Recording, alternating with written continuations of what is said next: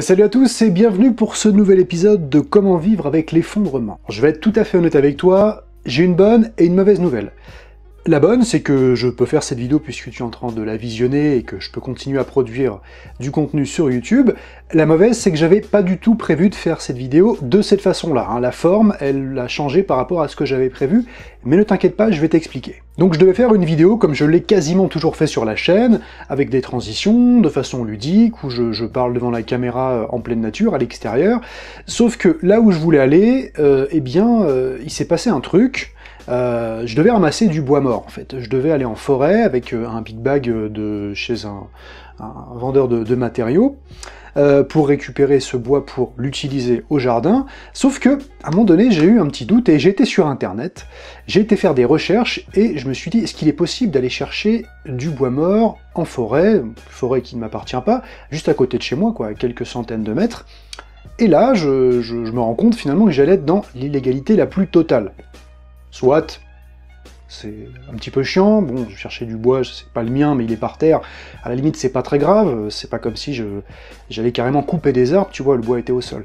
Sauf que, en y réfléchissant de plus près, je me suis dit, mais là, qu'est-ce que tu vas faire, mon coco? Tu vas tenter de récupérer une essence, un élément naturel qui se trouve là parce que sa vie s'est terminée et qu'il va se laisser décomposer et se faire avaler par le sol pour ensuite renaître, et toi tu comptes l'utiliser pour ton jardin. Ok, pourquoi pas, sauf que réfléchis 2 secondes. Tu n'es pas en situation post-effondrement, légalement, comme je l'ai dit, c'est pas encore très grave, mais admettons, mettons le cadre légal de côté par rapport au cadre et aux conditions éthiques de l'action que j'allais mener. Non, j'étais pas bon.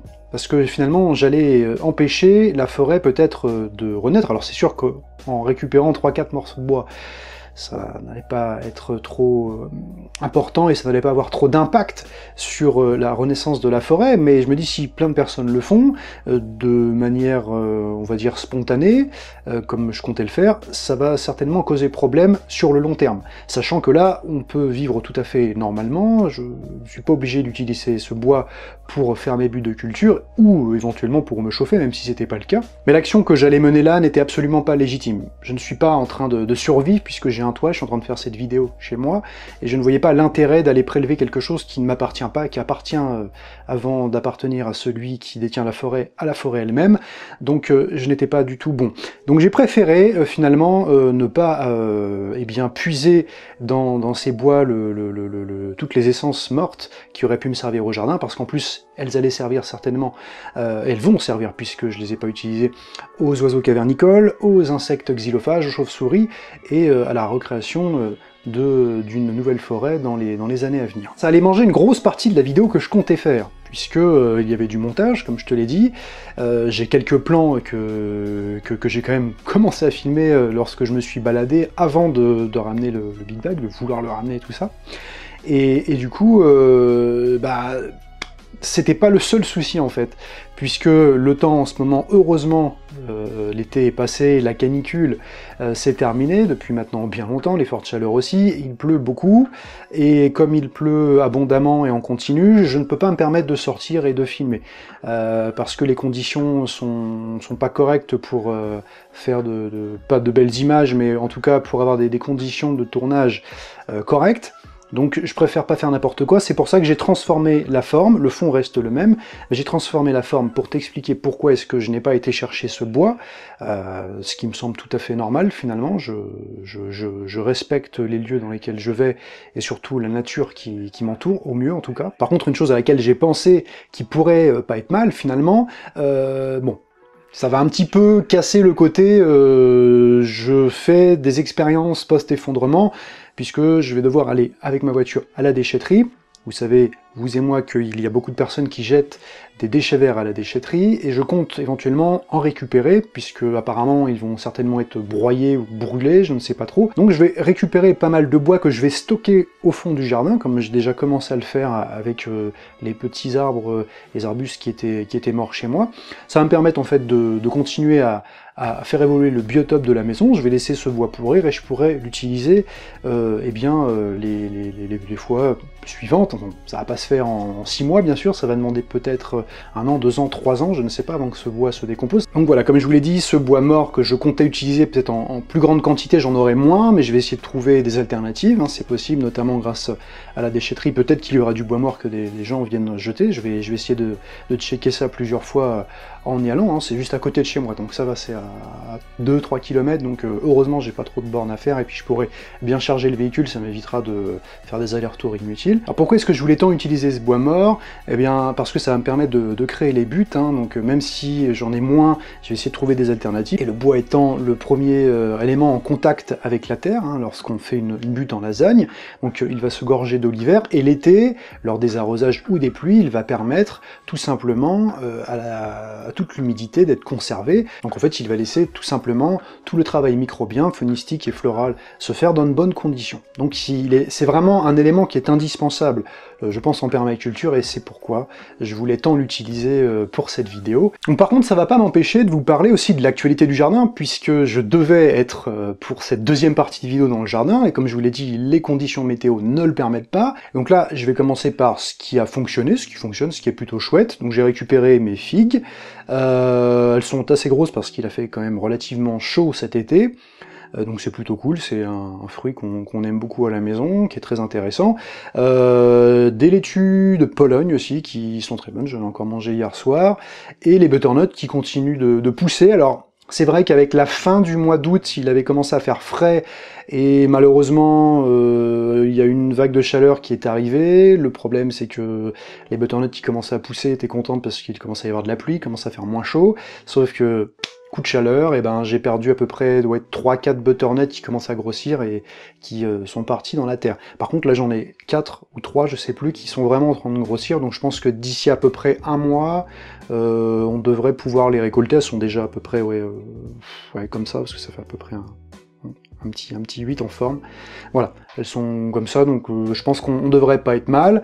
Donc, ça c'était pour le côté positif. Par contre là je vais avoir besoin de vos conseils pour le potager, alors notamment concernant mes poireaux. Les poireaux que j'ai repiqués cet été, en fait, ils ne poussent pas, j'ai l'impression d'avoir des petits poireaux perpétuels. Alors, d'après ce que j'ai cru comprendre sur internet, donc il semblerait que mes poireaux manquent d'engrais, et d'engrais naturels, hein, j'entends par là, c'est-à-dire qu'ils n'ont peut-être pas eu un apport d'azote, de phosphore et de potassium assez important pour tout le développement dont ils ont besoin. Donc peut-être que je me trompe, là vous le voyez en image, hein, j'ai essayé aussi de les buter, mais ça n'a pas l'air de bien fonctionner. Donc si vous pouvez me donner des idées, parce que moi je compte rajouter un petit peu de compost, et j'aime pas trop faire ça parce que pour moi c'est pas la solution, et j'ai l'impression d'utiliser le compost comme une fin en soi, alors que je sais que ce n'est pas du tout une fin en soi. C'est là vraiment pour booster un petit peu les récoltes, surtout en début de saison, ou en tout cas lorsqu'on vient de repiquer certains fruits ou légumes. Mais là ça ne fonctionne pas. Pareil pour les navets et mes épinards qui sont bien partis, et puis pof, ils ont arrêté leur développement. Alors je ne sais pas si c'est un manque de soleil, si c'est la pluie qui est abondante, même si je sais que les épinards ont énormément quand même besoin de pluie en début de pousse. Donc voilà, je suis un petit peu embêté avec ces légumes-là.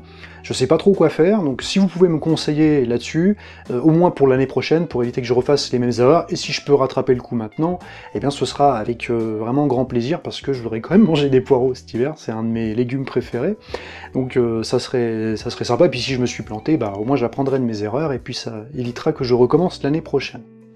En ce qui concerne la serre que je suis en train de construire, enfin que je suis en train de construire, c'est en prévision, puisque j'avais dit lors des précédentes vidéos que je commencerai en fin d'année, donc je vais commencer, je pense, fin novembre, à installer les différents matériaux. J'ai déjà les bâches, j'ai déjà des chevrons que j'ai récupérés à droite à gauche avec des collègues, avec des choses à la déchetterie, des choses que j'ai récupérées sur le bord de la route parce que ça allait partir à la benne.